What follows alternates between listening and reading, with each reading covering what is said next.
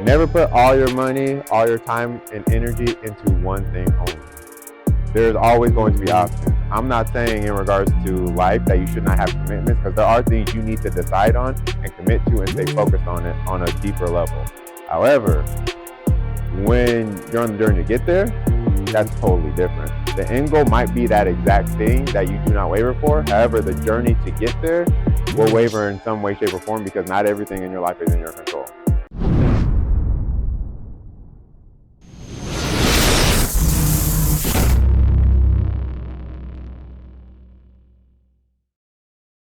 What's good, YouTube?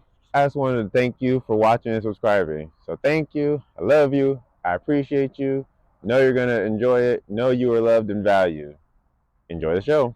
Optionality is great. I'm going to tell you, it is amazing. And I ain't talking about having a bunch of women or a bunch of men or just a bunch of money or a bunch of just people in your life that are telling you all these positive things. But optionality means you have options to make decisions in any way, shape, or form. So you think of investing in the stock market, there are thousands of companies you can invest into. But if you don't have the money to invest in that stuff, you no longer have those options to even deal with that. When it comes to, I want to say, a business, you know what skills and what you are passionate about in order to create that business.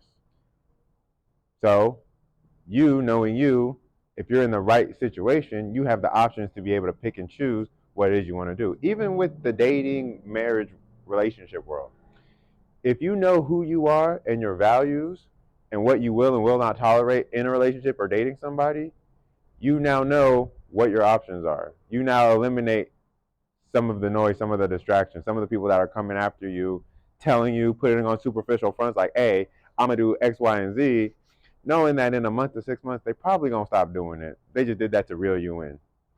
But if you're aware of who you are, how to make these things work for you, and put yourself in positions where you do have options, it's not like a, hey, it's do or die. This is your one option, and that's it.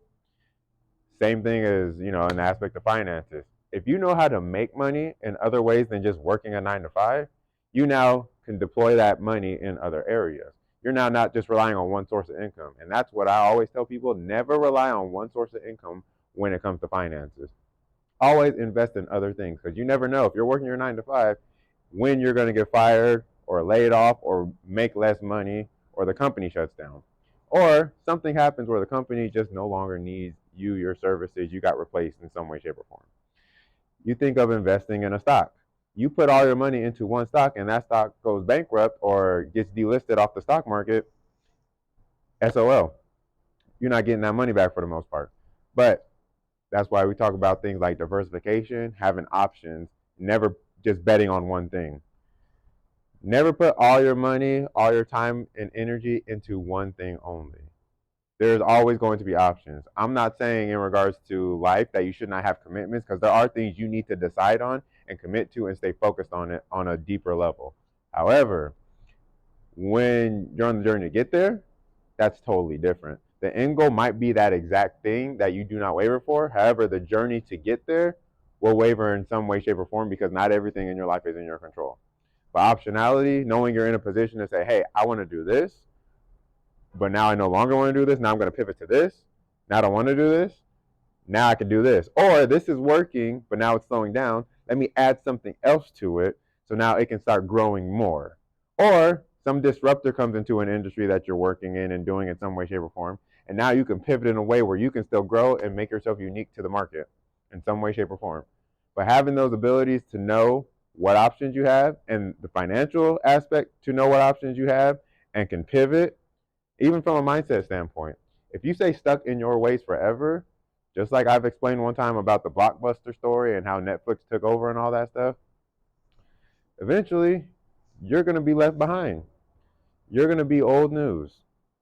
You want to be old news, or you want to be the person that can adapt to the next scenario, who can pivot when things get tough, or who can handle a storm? Or are you just going to be the person that crumbles when the storm comes, hides under a rock, and then somebody else takes over?